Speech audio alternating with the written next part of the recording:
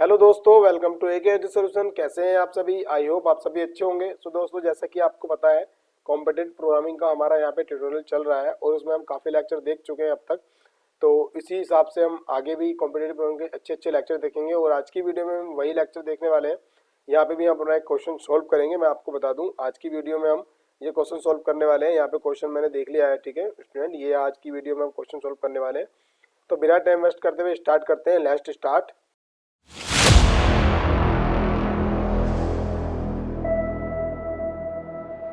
सो मैं आ गया हूँ अपने क्वेश्चन में और यहाँ पे देखिएगा ये क्वेश्चन दिया गया है। इसकी यहाँ पे काफी थ्योरी है, इसको आपको पढ़ लेना है। मैं ओवरव्यू दे दूँ क्वेश्चन का और अच्छे से आपको समझाने की कोशिश करता हूँ, ठीक है। यहाँ पे इन्होंने कहा है कि एक क्लासरूम है, उसमें एक प्रोफेसर है और कुछ स्टूडेंट है, ठीक है। उसके बाद उन्होंने कहा है कि प्रोफेसर क्या है, थोड़ा गुस्से वाला प्रोफेसर है। बट गुस्सा उनको क्यों है? क्योंकि वहाँ के कुछ स्टूडेंट हैं, वो स्टूडेंट क्या करते हैं कि लेट आते हैं डेली क्लासेस में। आपके साथ भी कुछ स्टूडेंट ऐसे होंगे, मैं मान के चल रहा हूँ कि काफ़ी ऐसे ही होता होगा कॉलेज टाइम में। जो अभी कॉलेज में है उनको इवन पता भी होगा कुछ लेट ही आते हैं, ठीक है। तो यहाँ पे भी इसी वजह से जो प्रोफेसर है वो परेशान है उनसे, ठीक है। उसी चीज़ को, वो उनकी जो प्रॉब्लम है उस प्रॉब्लम को सॉल्ट आउट करने के लिए उन्होंने एक वहाँ पे एक रूल लागू किया है। ये इन्होंने रूल बनाया है और रूल के अकॉर्डिंग वहाँ पे चलना है, ठीक है। तो उन्होंने कहा है कि देखिएगा, arrival time go from on time, arrival time should be less than equal to zero, ठीक है। जो अगर टाइम्स आ रहे हैं, अगर अराइवल टाइम के कम समय में आ रहे हैं या फिर उसके इक्वल टाइम पे आ रहे हैं, मतलब ये जीरो टाइम जो अराइवल टाइम है, ठीक है, उसके टाइम्स आ रहे हैं, तो वो ठीक है, उनको होगा, मतलब वो क्लासेस लेंगे। उसके बाद उन्होंने कहा है to arrive late, arrive time greater than zero.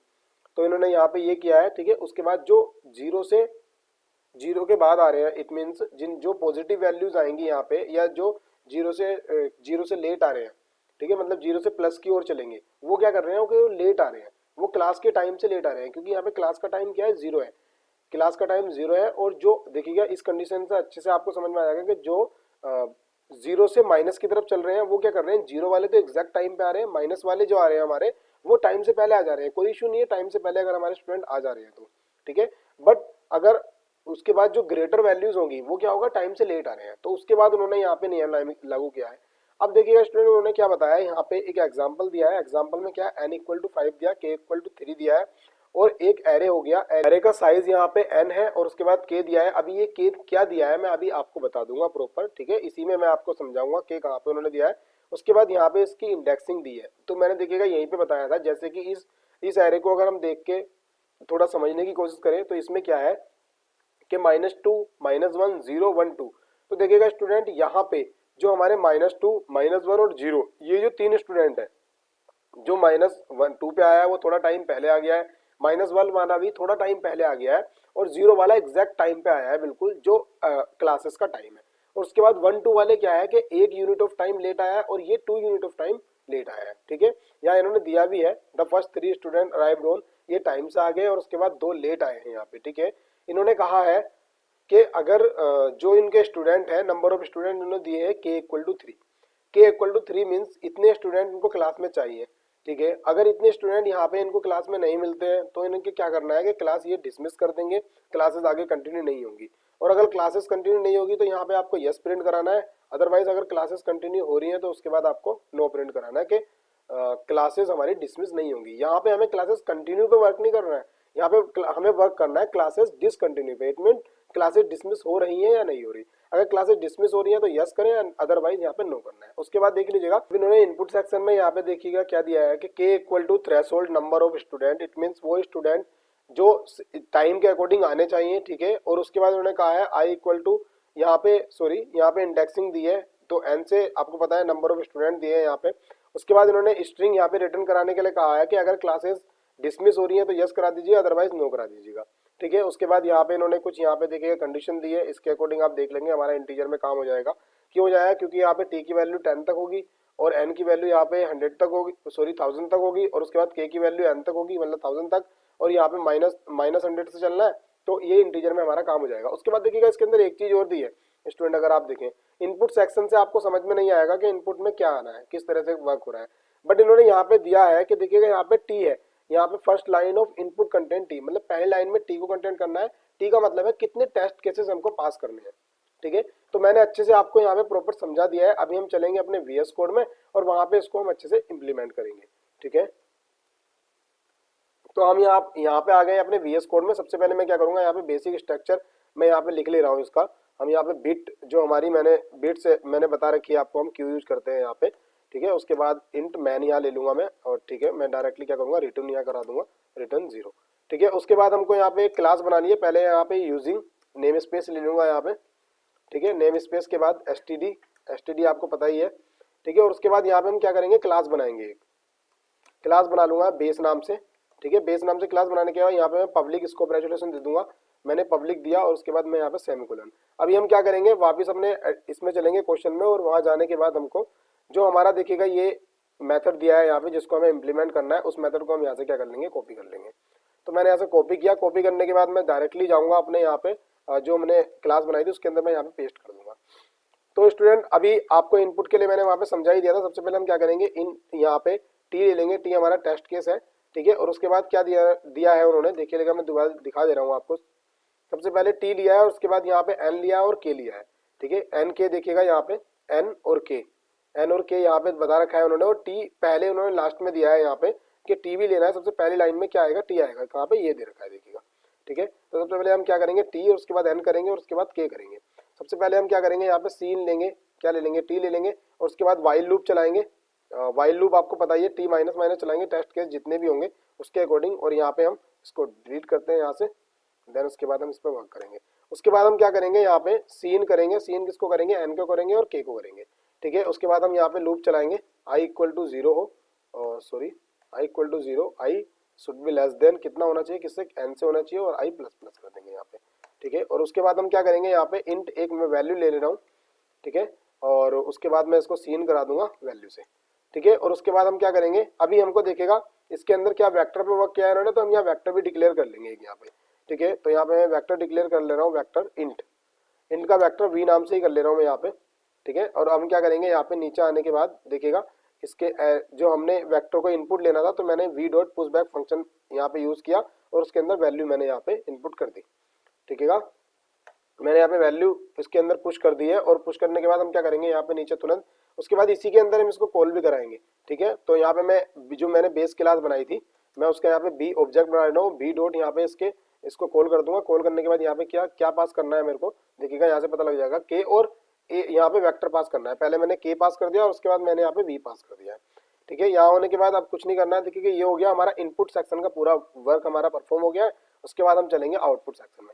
तो हमें करना क्या था, मैं बता दूं आपको, हमें करना ये था कि जो के है कि इतने हमको चाहिए कि इतने स्टूडेंट आएंगे, ठीक है। अब हमारी जो एरे दिया है उसके अंदर हमें चेक करना है कि ये वाला जो हमारे जो माइनस वाले हैं, इट मींस 0 या 0 से कम वाले जो भी हमारे पास एलिमेंट है वो के इक्वल है या के से ज्यादा है। अगर के से ज्यादा होंगे तो कोई इशू नहीं है, कि मान लीजिएगा हमें क्लास में हमने बुलाया कि हमें 3 स्टूडेंट तो मिनिमम चाहिए, ज्यादा हो जाए कोई इशू नहीं है। हमारी क्लास में 3 तो चाहिए, उससे ज्यादा भी आ सकते हैं, कोई इशू नहीं है। बट उससे अगर कम होंगे तो हम क्लासेस क्या करेंगे, प्रोफेसर ने कहा है कि अगर इससे कम होंगे तो मैं क्लासेस डिसमिस कर दूंगा, ठीक है। तो अभी हम यहाँ पे क्या करेंगे, यहाँ पे हम इसको ट्रैवर्स करेंगे, ठीक है।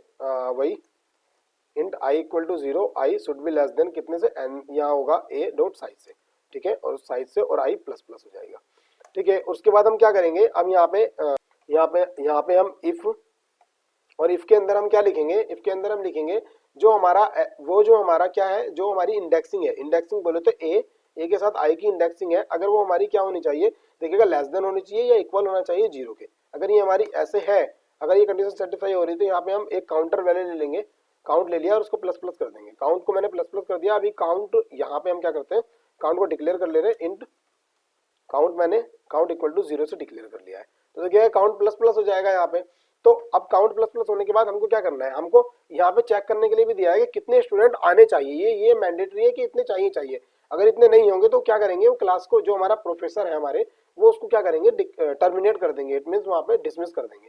उसके बाद हमें चेक करना है इफ, अब हमारा उसके बाद चेक क्या करना है, इफ हमारा जो हमारा काउंट आया है, ठीक है, काउंट अगर ग्रेटर है या इक्वल है कितने के, अगर इतना है तो उसके बाद हमको क्या कराना है, अगर ये इतने हैं तो इसके बाद हमको कराना है नो। तो यहाँ पे हम सी आउट करा देंगे, सी आउट क्या कराएंगे, हम यहाँ पे नो करा देंगे, ठीक है। अभी के लिए फिलहाल के लिए हम नो करा देने, और यहाँ पे हम सिलेक्शन करूंगा क्योंकि अभी हम पहले प्रिंटिंग करा के देखते हैं ना एक बार, उसके बाद हम यहाँ पे रिटर्न करा लेंगे। यहाँ पे मैं एल्स चलाऊंगा, एल्स के अंदर मैं इसी को कॉपी कर लूंगा डायरेक्टली और मैं यहाँ पेस्ट करूंगा। पेस्ट के अंदर इसको मेरे को क्या देना है, यस देना है यहाँ पे। तो मैंने यहाँ पे यस दे दिया है। उसके बाद अभी देखिएगा यहाँ पे मेरा इम्प्लीमेंट हो गया है पूरा यहाँ पे। अब मैं क्या करूँगा, इसको सेव करूँगा। सेव करने के बाद इसको हम एग्जीक्यूट करेंगे। एग्जीक्यूट करके देख ले रहे हैं, हमारा टर्मिनल ओपन हो गया है। ठीक है, अभी हम कहाँ पे जाएंगे, इसके आउट यहाँ से जो हमारा इनपुट था उसको हम उठा के लेके आएंगे यहाँ से डायरेक्टली। यहाँ से हम इसको करेंगे कॉपी, मैंने कॉपी किया। कॉपी करने के बाद हम यहाँ पे डायरेक्टली इसको हम करेंगे पेस्ट। पेस्ट करने के बाद जैसे मैंने यहाँ पे किया, देखिएगा पहले का हमारा यस आ गया, दूसरे का नो आया है। ठीक है, अभी हमको क्या करना है, देखिएगा यहाँ पे पहले का यस था, दूसरे का नो था।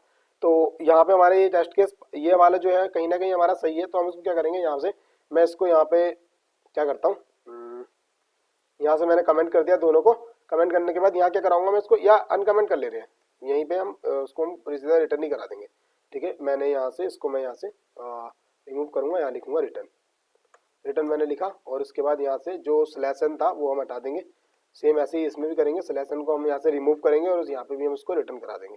ठीक है, उसके बाद रिटर्न मैंने यहाँ पे करा दिया है, मैंने स्पेस दे दिया।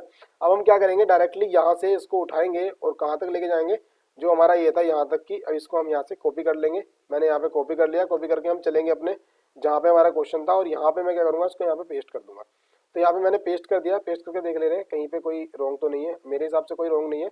मैं इसको डायरेक्टली इसको रन करूँगा, यहाँ से प्रोसेसिंग हो रही है, प्रोसेसिंग में आपको पता लग जाएगा अभी। तो हमारा 0 टेस्ट केस पास हो गया है स्टूडेंट। उसके बाद देखिएगा यहाँ पे मैं इसको सबमिट करूँगा। सबमिट कर ले रहा हूँ मैं यहाँ पे टेस्ट को, हमारे 11 टेस्ट केस है। तो कॉन्ग्रेचुलेशन, सारे टेस्ट केस पास हो गए हैं। ठीक है स्टूडेंट, देखिएगा यहाँ पे क्वेश्चन जो आपको देखने में काफ़ी ज़्यादा ऐसे लग रहा होगा कितना कॉम्प्लेक्स क्वेश्चन है, कितनी प्रॉब्लम क्रिएट होगी इसमें, बट इसको जब हमने इंप्लीमेंट किया तो कितना इजी क्वेश्चन बन गया है ये। ठीक है, सबसे पहले आपको इसको अच्छे से समझना है, ये थ्योरी आपको समझनी ही बहुत बड़ी बात है।